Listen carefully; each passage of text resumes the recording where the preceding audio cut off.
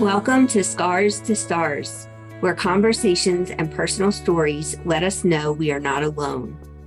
In this show, you will meet authors and speakers from our books and events as they share vulnerable personal stories to spread hope and inspire you through adversities in your own life. The world is a difficult place. You will find like-minded people here with kind hearts and supportive souls. I am your host, Dina Brown Mitchell. I am a suicide survivor and the founder of the Realize Foundation. I am so glad you are here. Let's dig into this meaningful conversation.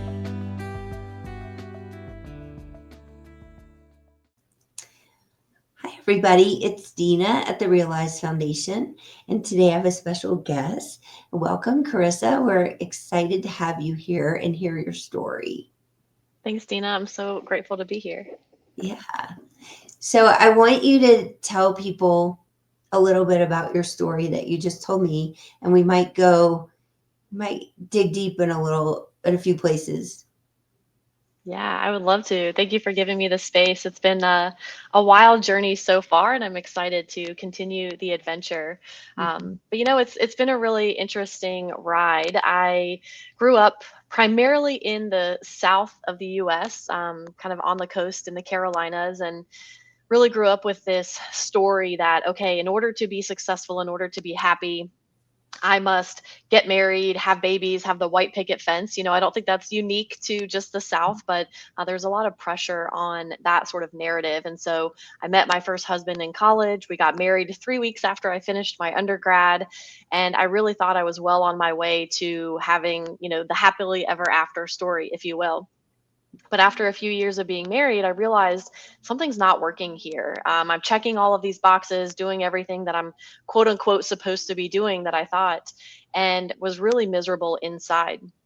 So I ended up leaving my first marriage, ending that, and that started me on this path to awakening. I started to think, okay, well, if everything outside of me isn't necessarily the way to guarantee happiness, then how am I going to be happy?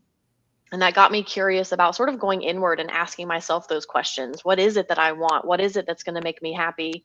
So that started what's been so far a 15-year journey of awakening, self development, increasing my self awareness, attending workshops, retreats, reading books, working with therapists and coaches, and really just unpacking a lot of the conditioning, looking into and starting to heal the trauma that I experienced as a child that was still influencing how I was showing up in the world and in my relationships.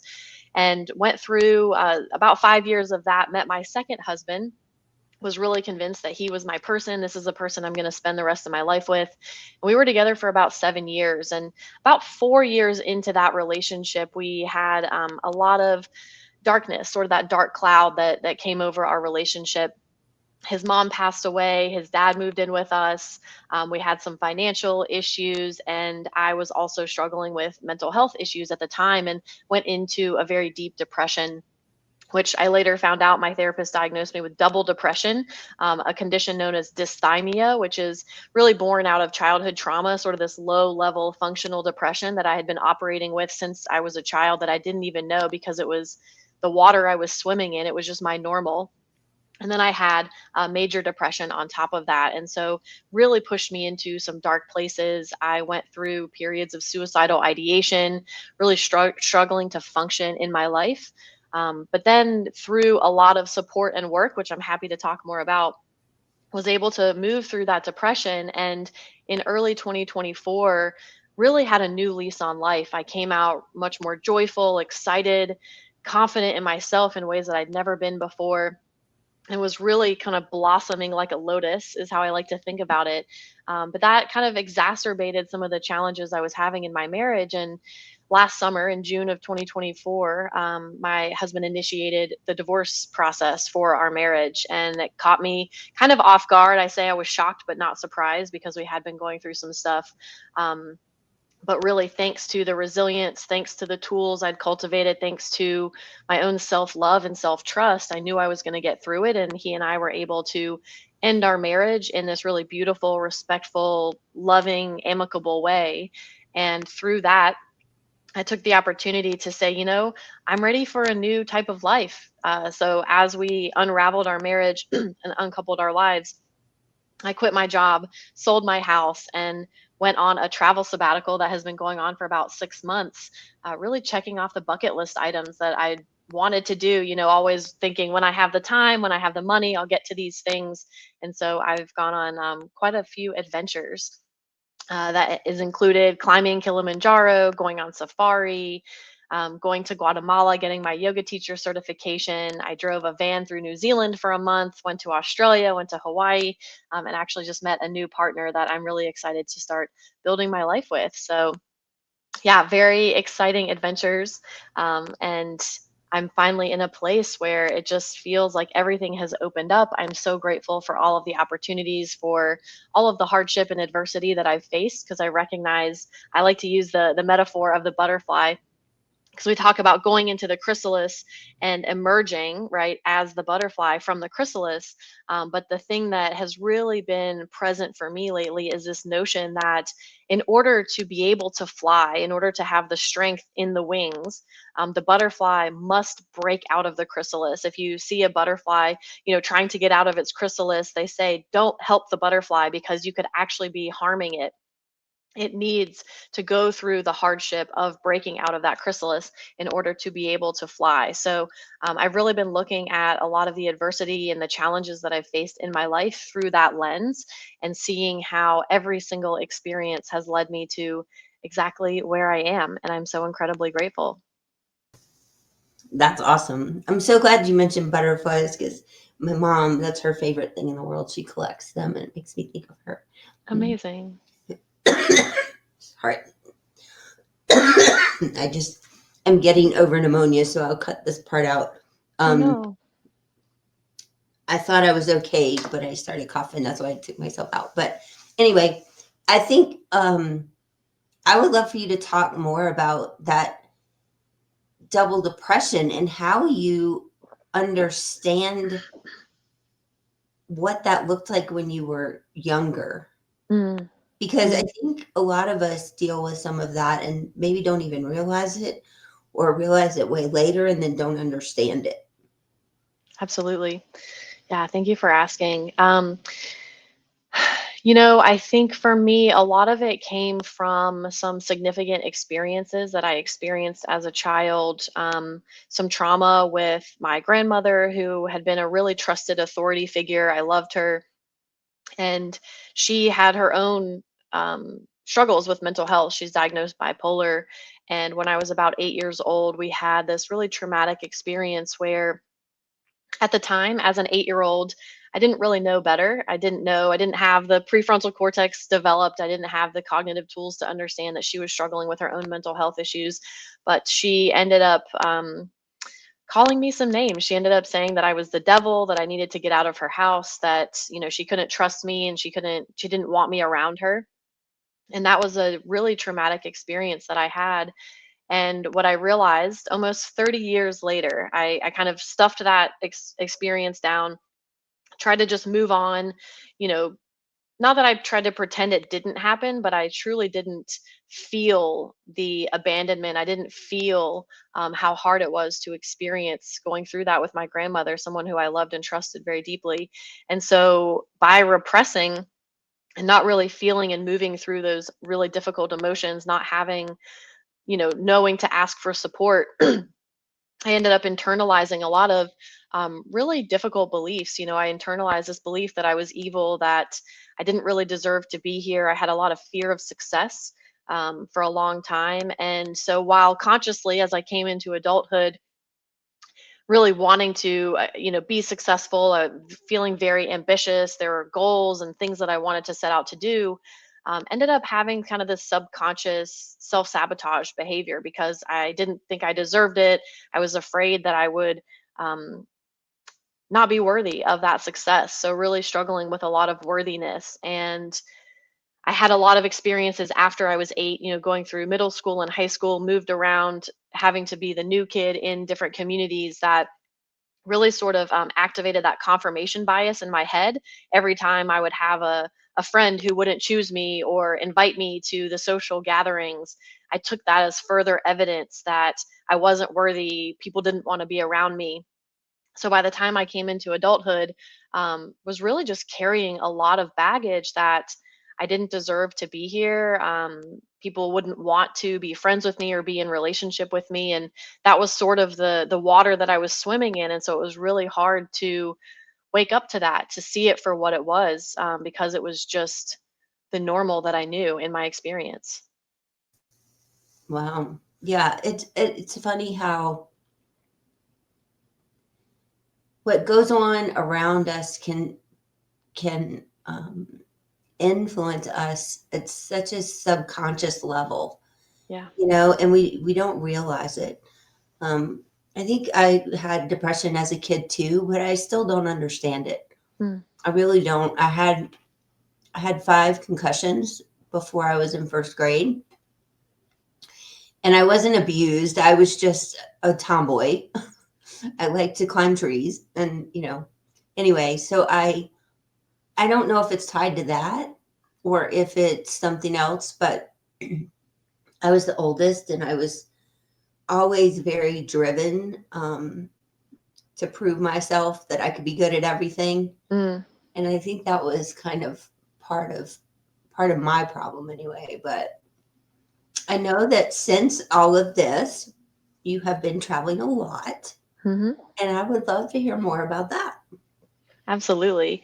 I would love to touch on that comment you just made. I think something that has been really important for me on my journey that influences me up to today is that realization too that, you mentioned, I wasn't necessarily abused or mistreated. And I think that oftentimes we can minimize the things that we experience because we think, well, I didn't have it as bad as, so and so, or my childhood really wasn't that bad. And something that has really served me is understanding that even when our primary caregivers, are really doing the best that they can, they're trying to set us up for success.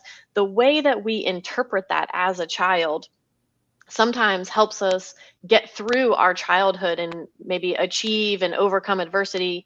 But at some point, I like to think of it almost like a jacket that we're wearing, and it becomes too tight, it becomes restrictive, and at some point it no longer serves us. So if, you were trying to always prove that you could take care of, let's say, your younger siblings, if we learn early on that by behaving a certain way or achieving certain outcomes is what we think will quote unquote earn us the love that we're seeking, then we can kind of create these egoic or identity structures around, achieving, right? We think about, for me, it was about getting good grades in school. I knew that my mom, we didn't have the means for her to pay for college for me. So I knew that, okay, it's on me. So I kind of put that responsibility on myself to say, if I want to go to college, I need to be able to earn scholarships. I need to be able to pay for my way so that she doesn't have that burden. So while beautifully intentioned, right, wanted to do all of that, by becoming so identified with achieving and success, that's where at some point it became really restrictive. And I became, I'll say, very identified and attached to the idea of success and impact in the world. And that kind of leads to the question about travel for today, where I've been in the last several months.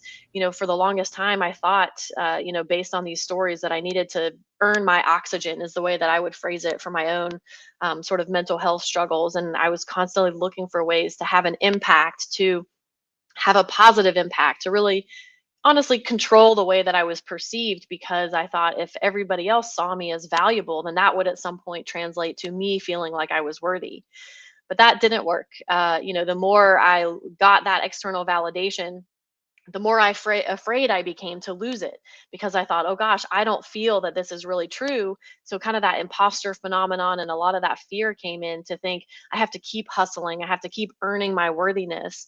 And so, as I was really doing a lot of that deconstruction work through my depression, and which, I kind of hit the wall in that depression because I realized I was on a treadmill that was going faster and faster, and I just couldn't keep up, until I kind of flew off the treadmill and went into this self isolation, this deconstruction period of my life, which I'm now very grateful for.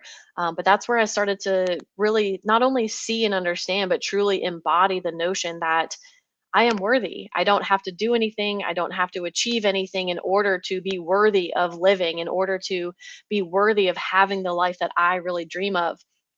So as I came out of that depression and really was stepping into my authenticity, my fullest expression, a lot of what I really love is to travel.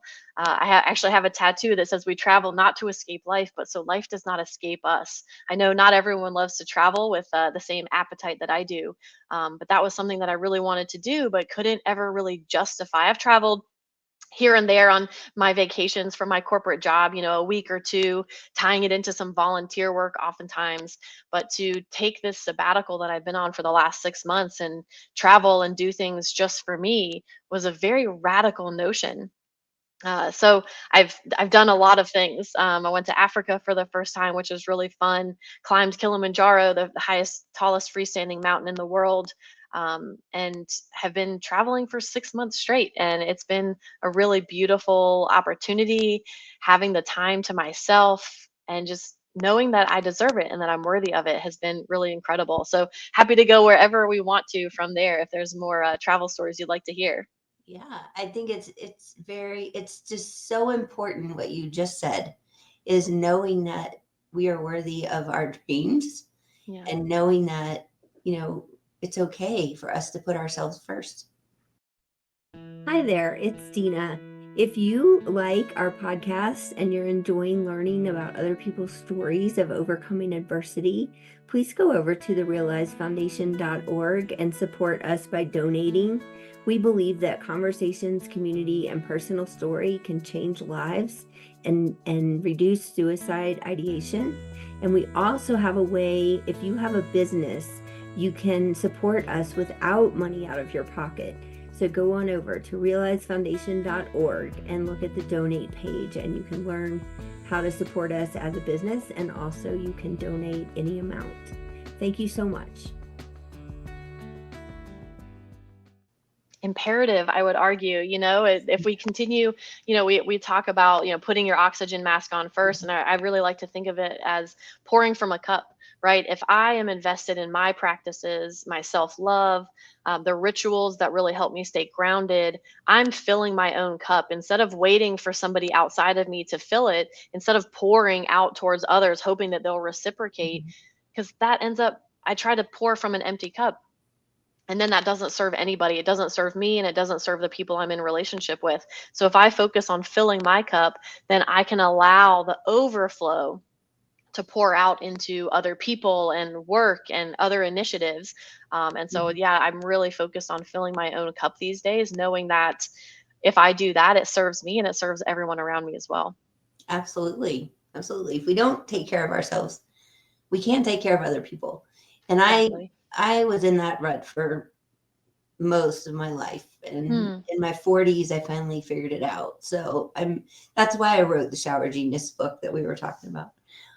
Because I was a business owner and, you think you have to put everyone else first and your clients, your employees, and, and your family suffers from it. And, I had surgery in 2018 and I ended up in bed for 2 months. And for someone who worked as much as I did and traveled as much as I did, I was like, I don't know how to be alone for that long with my own thoughts. And it wasn't fun because I just had all these regrets about missing my family and friends and important things in life that I was too busy for. And I always talk about how I went on my honeymoon in my 16th year of marriage because we were just too busy. And, that's not okay. So I share that because I think everyone that's in that position thinks they're the only one. They think they're alone and they think that they're not doing something right. And that's why they're in this overwhelmed, stress situation. And that's not always true. It's what we're not doing right is taking care of ourselves. And so it's important. But I would love to hear one of your favorite travel stories. You have to pick one though. Gosh, that's hard. I have so many, and yeah, I'd say one of my favorite memories was really, I rented a camper van and I drove around New Zealand for the entire month. And, I'd been wanting to go to New Zealand. Anytime someone said, if you could get on a plane tomorrow, where would you go? It was always New Zealand, no question. I'd been to Australia a couple of times, but really felt this call to go to New Zealand, and imagined before I went that I would get, a week or maybe 2 weeks if I was lucky to travel around New Zealand. And now this beautiful opening had presented itself. And so I was able to rent a van and travel from the North Island in Auckland. And I drove all the way down to the bottom, took the ferry across to the South Island, and then actually got to drive along the West Coast down to Queenstown and then back up kind of more along the East Coast and ended in Christchurch.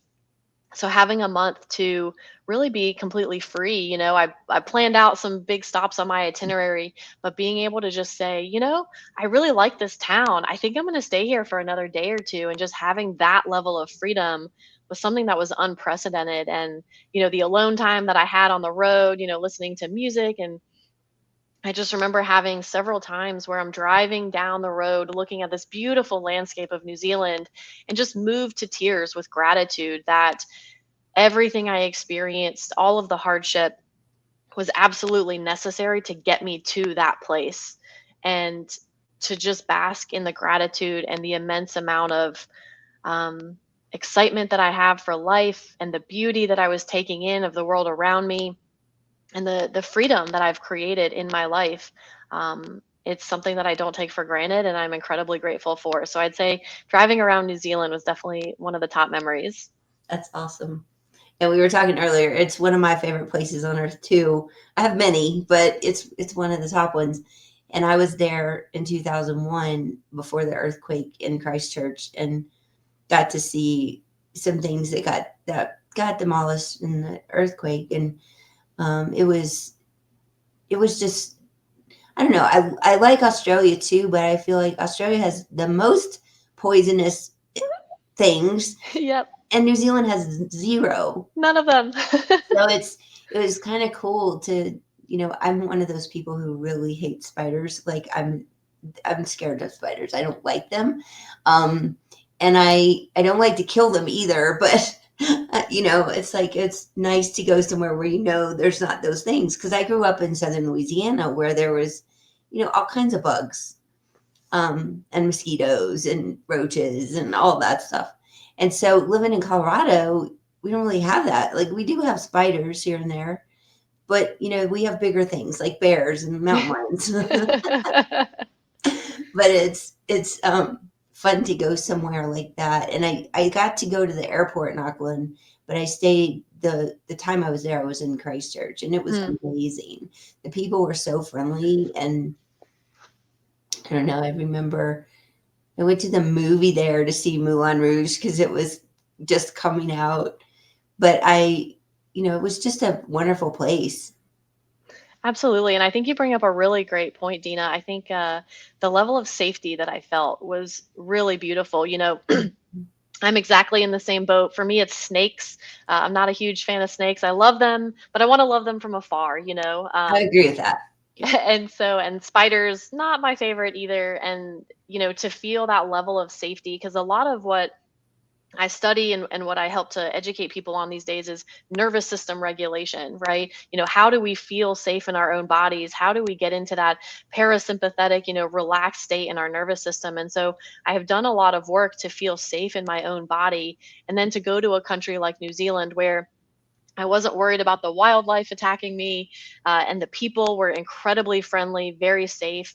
If anybody is interested in doing a camper van rental, I highly recommend New Zealand because there are apps that make it super easy. You can find campgrounds very easily.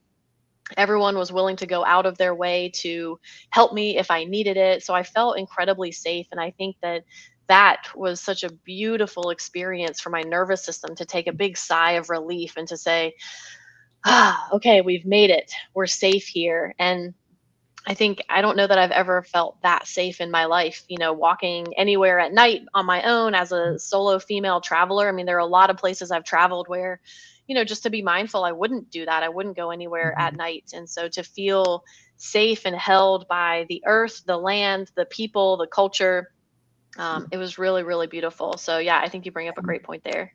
And I don't know if it's the same now, but they used to have a really big backpacking.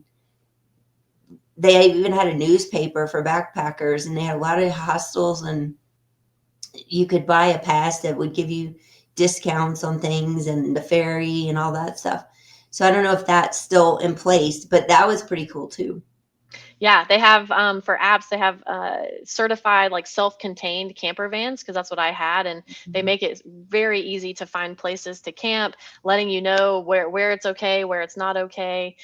Yeah, discounts on lots of things, and a huge community of people. As I'm driving down the road, because I had rented this camper van, of course, it has the logo of Mad Campers. Highly recommend them if anyone's interested. But as we're passing, other Mad Campers on the road, we kind of do the friendly wave to each other, and yeah, it's just a really fun community of support and like-minded people.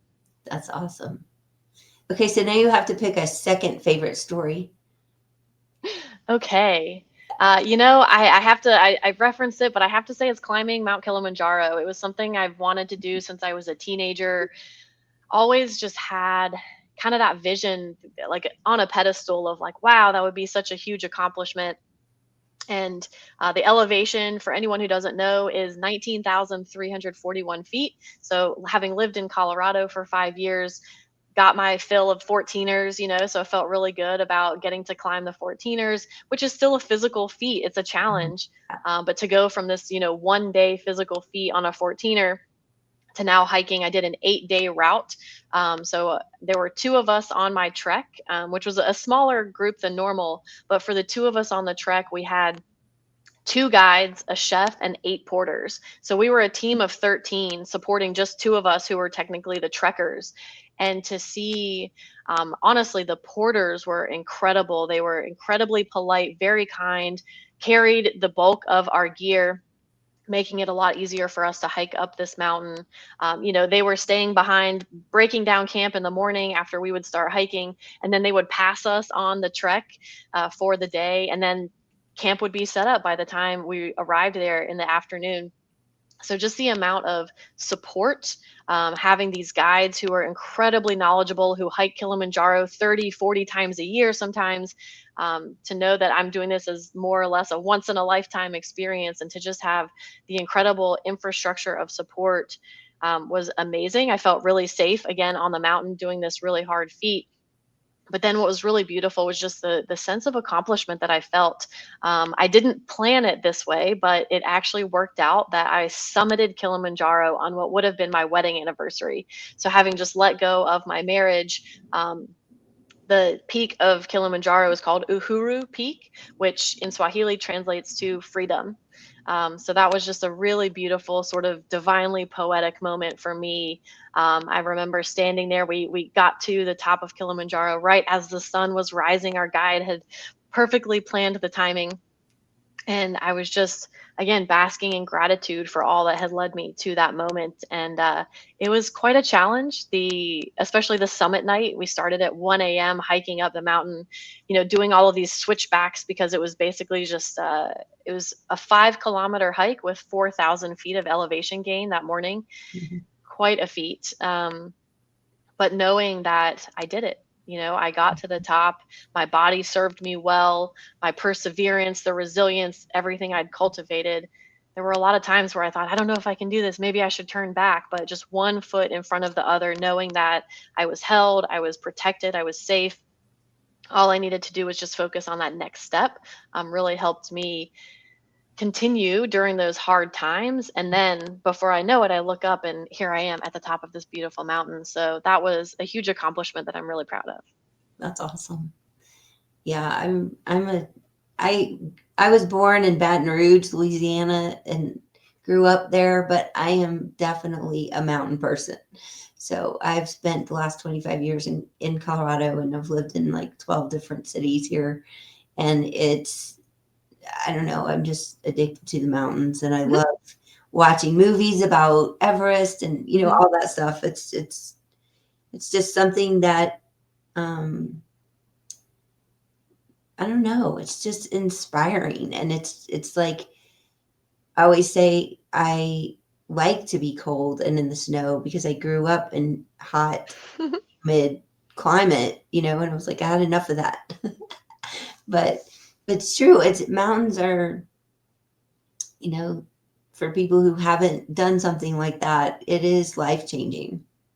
Absolutely. And I think there's so much beautiful symbolism in the mountain, right? We can go out and we can climb these physical mountains, but I think I love the phrase, so within, so without. So the things that we experience or feel inside of us, we can oftentimes see that reflected in the world around us. And I think that when it comes to overcoming adversity, overcoming these challenges, kind of getting to the other side of it, we're all climbing our own internal mountains, right? We never know what somebody else is going through, what mountain they happen to be climbing that day. And that's what helps give me a lot of grace and compassion and empathy for people to know that we're all climbing some sort of internal mountain. And then the feeling when we do reach the peak or the summit, when we get to the other side, I think can be really beautiful and helps us, kind of lean on that internal strength and that internal resilience, even if it's not a physical mountain that we're climbing. Yeah, that's really true. That's really true. What a great conversation. I want you to tell a little more about what you do and how people can find you. Yeah, thanks, Dina. I love this conversation. Really looking forward to staying connected. So, as I've shared, I've been on this really intense healing journey, and I've spent the last 10 years both inside of my corporate role and in my own coaching practice as a coach. I really love to create containers of safety, love, education to really support individuals in building their own bridge between what I call cognitive awareness and embodied awareness. Oftentimes, I specialize in leadership. And oftentimes we kind of know, quote unquote, what we need to do or what we're meant to do. But sometimes we struggle to really take action, to embody the things that we know or that we want to achieve. And so, really creating the container of safety for people to really start to unpack, right? What are the limiting beliefs, those subconscious beliefs? What are the things underneath the surface that are actually holding me back from achieving what it is that I want or feeling the way that I want, having the relationships that I want to have in my life? And so I specialize as a coach and recently founded my new company called the Heal Collective. Heal is an acronym that stands for Here Everything is About Love. And it's really about coming together in community. Today, we have so many messages about our division and our differences and the reasons why we're being torn apart as a culture. And I mean, based on my experience and talking to so many people, we have a lot more in common than we might think.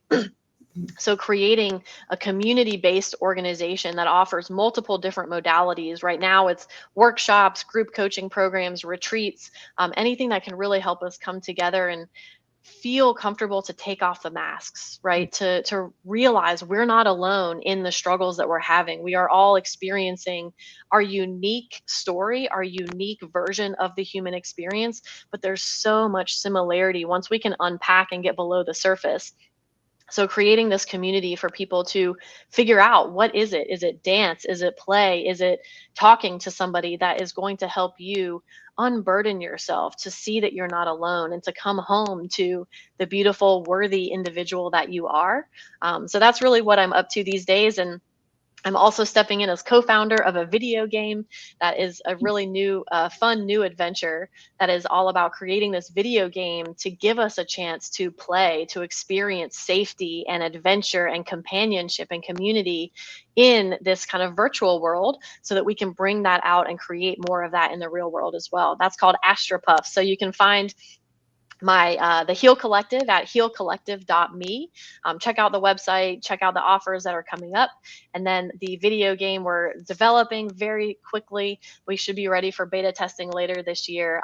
That's Astra Puffs, astrapuffs.com. So really excited to have everyone get involved in the community. It's not just about me. I can't do it alone. It's really about inviting others in and co-creating this magic together, knowing that everybody has something really beautiful to add to this tapestry of life. Yeah, that's awesome. I can't wait to see the video game. That's going to be cool. Yeah, I'll keep you posted. Yeah. Well, thank you so much for being here today and having this conversation with me. And, you hit the nail on the head, because we're all about making sure people know they're not alone as well.